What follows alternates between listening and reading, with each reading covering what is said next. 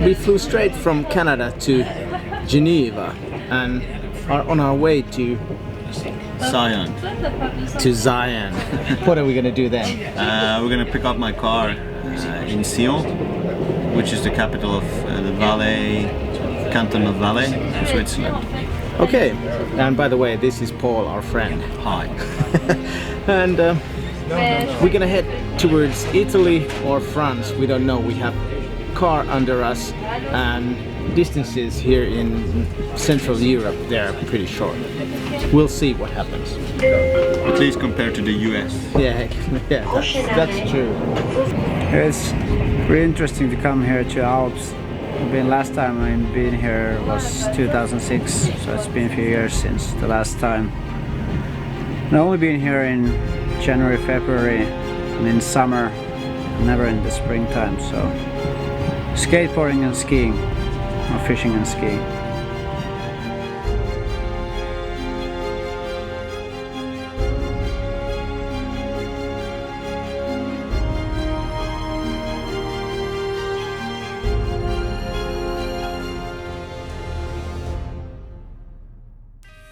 You either live your dream or you die with your dream. We are three passionate freeskiers on a search for our personal Shangri-La, the place with the perfect snow and the flawless ambience. To find it, we live out of our bags, travel constantly, sacrifice our comfort and find ourselves sometimes in strange places. Who knows whether we'll find what we're searching for, but who cares? Whatever happens, we are living our dream. The perfect spot might be just around the corner. It's our first morning on our Europe trip. We woke up at Paul's place and it's time to have some continental breakfast. This is the real way to have it. Some pain au chocolat, which is a bread with some chocolate in it, and then some good mutterikahvi. I don't know how you call this one. What's this called? It's a mocha. Yeah, it's a mocha. And some warm milk. You get used to those continental breakfasts in US, but those are nothing like continental breakfast. This is the way to have it. Yes, and that's it. And now we're gonna do some planning on our trip. You live in Nanda? Yeah, I've stayed in Nanda for this season, which is close to Verbier. We're the same resort as Verbier, so I ski, and so I've been riding in Verbier all season, which has been pretty good. Okay, so we're still in Switzerland, but it's the Alps we're looking outside. Next we have to figure out whether do we go to Italy or France. It's been snowing and it's snowing at the moment, and I think Chamonix has gathered some good snow. For sure. They have been dumped on for the last week. I heard the guys talking about continental breakfast with all the chocolate buns and everything. But the real deal is that at least in the US it's cold coffee and a muffin. But it seems that these guys, they have some red wine here, so I'm gonna join them. Welcome to our Euro trip 2012. Since the weather turned out this nice, we figured out it's better to go up to the mountains than to the coast, where we are heading after this. But yeah, it's nice weather and pretty much no wind. 1 meter second, something like that, up on the mountain. So hopefully the snow is good on the top of the mountain, still dry or something. It's late April and the resort is gonna close pretty soon, but I hope we find some good stuff. At least there will be no people, which would be good. Last night's snow veils mountains in white. What better way to get the motor running than go up and hike some off-piste? In a minute we sit in a car and drive up to Nenda, a part of Four Valleys ski area in Switzerland. Season is ending, so there won't be any competition of the new snow. For today, the forecast promised bad weather, but at the moment it's looking fairly good. The worst case scenario is that heavy storms would roll in and stay in the Alps for the next 2 weeks. I'm not pleased, but good thing is that there might be something else to see. If you can't ski, do something else.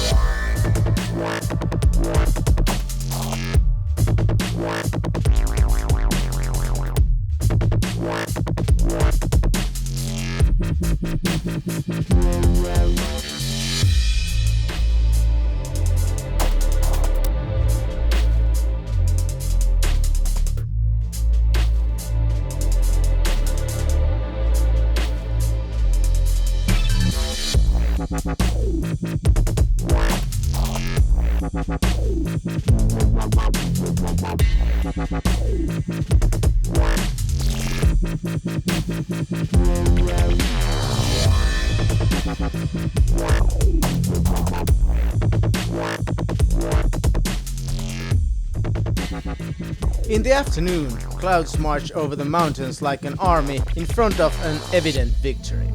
Winds pick up and visibility turns near zero. It would be nice to do a couple more runs, but what can you do when the storm is on its way? Therefore, we pack our gears and hit the road.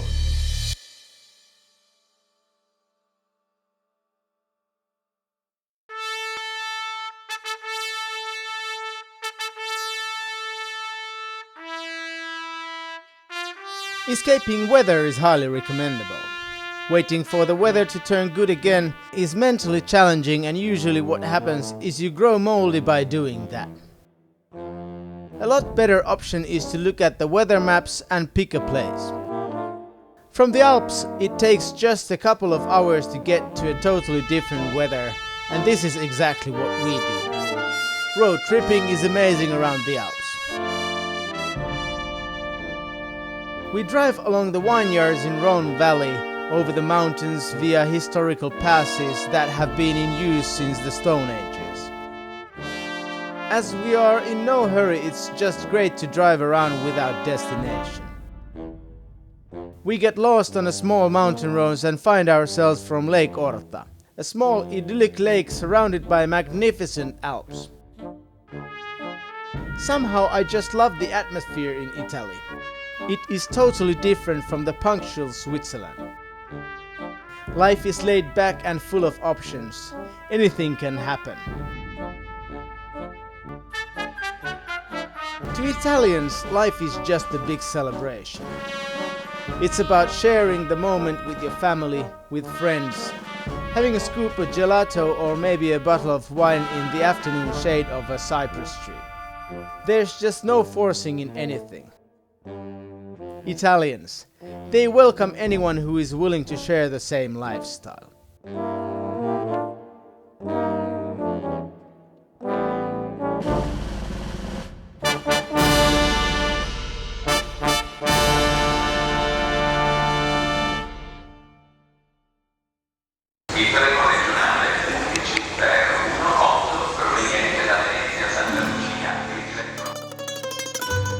Since Venezia is Europe's largest urban car-free area, we leave our car to the mainland and take the train. It's good to know that getting here is rather easy if you want to experience this place. By train it takes only 3.5 hours from Rome, and from Milan 1 hour less.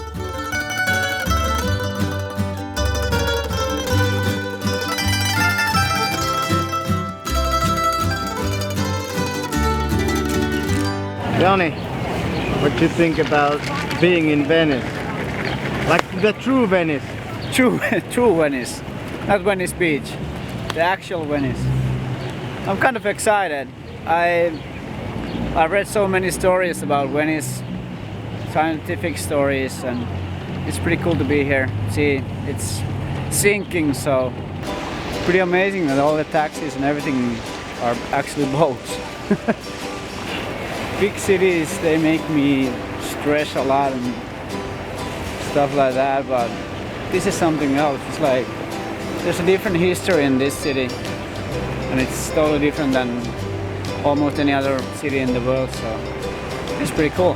have to say this is probably one of the most inspiring places for me in the whole world. Feeling so happy. Located in the marshy Venetian lagoon, Venezia is a good example of human ingenuity. The buildings are constructed on closely spaced wooden piles, and most of these piles are still intact after centuries of submersion. The foundations rest on these piles, and buildings of brick or stone sit above these footings. In the old center, the canals serve the function of roads, and almost every form of transport is on water or on foot. The main public transportation means are motorized water buses or vaporettis, like the Venetians call them. Venezia has a different face depending on the season. I have been here during the summer and in the winter, but to be here in the springtime is probably the best. Spring is the combination of nice weather and walking around in t-shirt without crowds. During the summer, crowd is what you usually encounter, and winter in other hands are moist and cold. Even for me it is almost a bit too much. However, when I visited Venezia in February, I remember being the only living being on Piazza San Marco. That is worth experiencing if you ever happen to be around during the winter months. It's pretty amazing. Like a couple of days I was hiking up a snowy mountain. It was a bit cold, and here I'm in my t-shirt and Piazza delle Cardene, having an Italian espresso by the Mediterranean Sea. We're gonna head out to this island with a small boat. There's no bus here, it's a boat. It's pretty cool, and we're gonna try some local specialities, I hope. From my experience, which is kind of small, probably the best way to experience Venezia is to take the water buses, and with one of those we came to Burano, an island quite far from the center. And actually, if you didn't know, Venezia is a group of islands. But here in this island they serve this special risotto, which is a Venetian specialty. Now let's go and figure out which restaurant has it. We have been walking and talking and sailing and rolling, and finally we are here. Hopefully they are open. Let's go and see.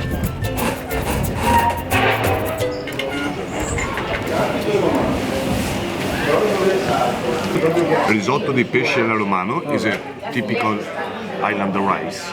Is made with a white fish sauce. No piece the fish inside, just a sauce. Is with a white fish sauce. It's very, very good. All right. Okay? Yes. Full? Yes. Yes? Please. Good. Senor guy. Recommended some black pepper. Go with the rice. Slowly, but you can feel a little bit different tastes. Texture of the rice is really soft, really nice. It's perfectly cooked, the rice. It's smooth. This is smooth stuff. Really nice. I really enjoy that fish flavor in the background. I really enjoy it. Yeah, that's really good. Yeah. And the rice is like perfectly right to the minute. It's really nice. And like Paul said, they really cook the rice well. It's really nice. I liked it. The thing about fresh food, the thing about good Italian cuisine is that all the ingredients are really fresh. And that's what we just experienced. And fresh food makes you feel good, gives a lot of energy, and I think, you know, I feel really good. I feel like strolling around town and enjoy the sunshine and go look for some tourist attractions.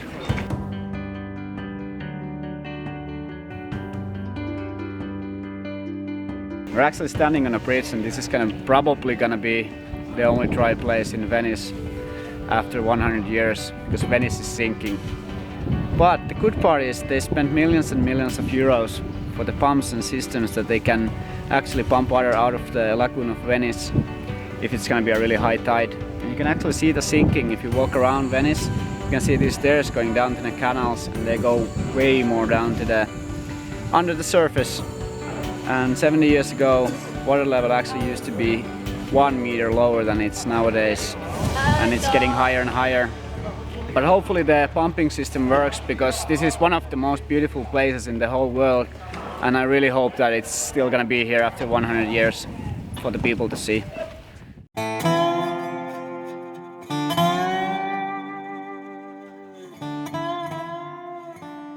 Our friend Pierre calls and informs that it's snowing in the mountains. It is absolutely crazy that it is possible to be in Venezia and in the mountains on the same day. Cortina d'Ampezzo, where we are heading, is located in the heart of Dolomites, a bit further from the coast but only 1 hour drive away. Dolomites are a mountain range located in northeastern Italy. It differs from the rest of the Alps by its fascinating forms of the peaks and the color of the stone. The rock dolomite is a type of carbonated rock which is responsible for the characteristic shapes and color of these mountains. The Dolomites are not particularly high mountain range, but they are magnificent to visit. Yeah, it's a beautiful morning in Cortina d'Ampezzo. In Dolomites it hasn't snowed almost all the winter, and now it's late April. It's gonna be the best powder day of the season today. We're just in time to get the best snow. We're in Italy. Who would have guessed? Yesterday in Venezia and today in the mountains. That's the beauty when skiing in Europe.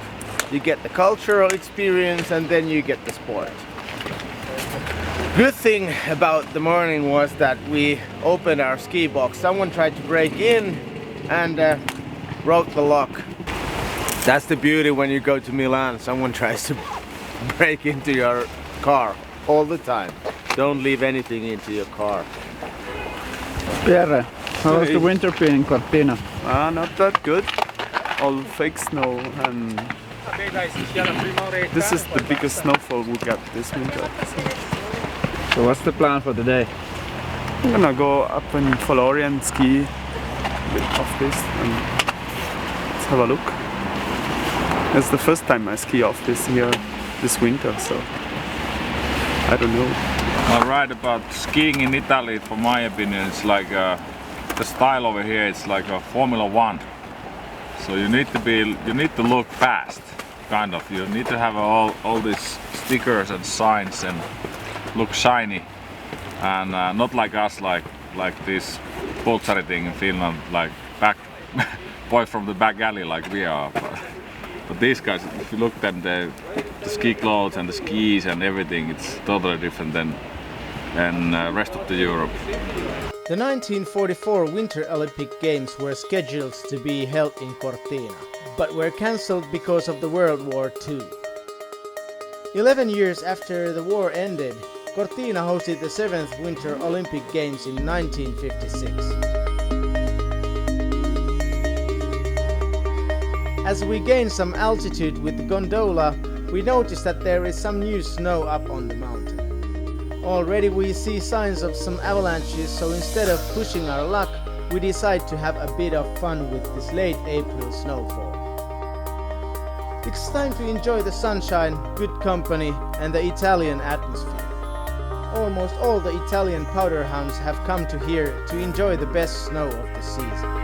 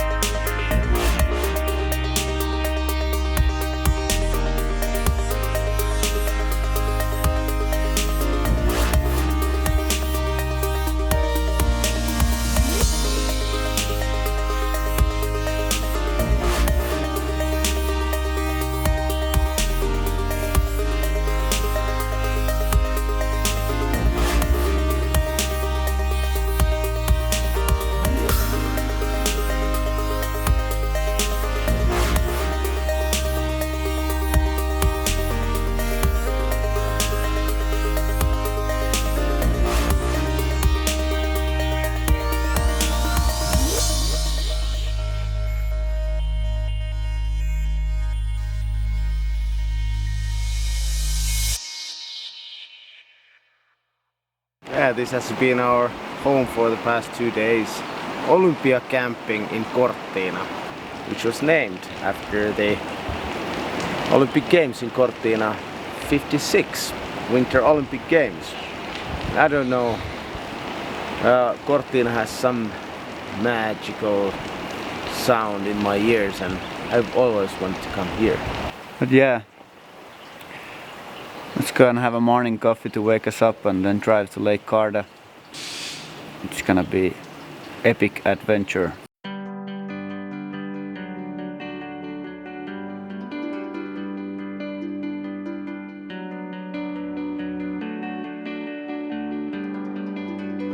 So here we are at the Garda Lake and we found this one spot, like a one, I don't know how do you call this place, like a little point, and suddenly we saw that this could be some climbing stuff over here and some climbing up over to the lake, and we managed to do some stuff over there. It's a pretty nice spot. That Jani is fishing over there and Paul just went to swim, and I don't know, it's springtime. The climbing possibilities here, you have Arco just on the north of the Garda, which is a really great like sport climbing and limestone area. It's really beautiful to climb over here or over there. The possibilities in Garda, it's amazing. Like you can do climbing, you can do windsurfing, you can do biking, you can do hiking. I don't know, I don't even know how much you can do here, but it's a big mountains around a beautiful lake. You can swim. Right now it's cold, but in the summer it's really warm and really nice over here. So it's a place to be, definitely. The Alps, it's always like, it's a big surprise what you can have here. You have Dolomites, you have Garda Lakes, you have big mountains, glaciers, all kind of stuff. Like few hours drive and you can reach another place, like totally new world basically. Yeah, summer's first climb, it was a little bit sketchy. Beginning I was like, it's not gonna be, you know, no worries, but when I ended up to the face, so then I realized, yeah, it's truly, I haven't climbed that much. So need to take really easily and try to find the best hold. But it was fun, but I was a bit scared actually. Well, it was fun. The wind actually made it a little bit more harder because it was so hard wind that it actually a little bit moved your body. So it was okay.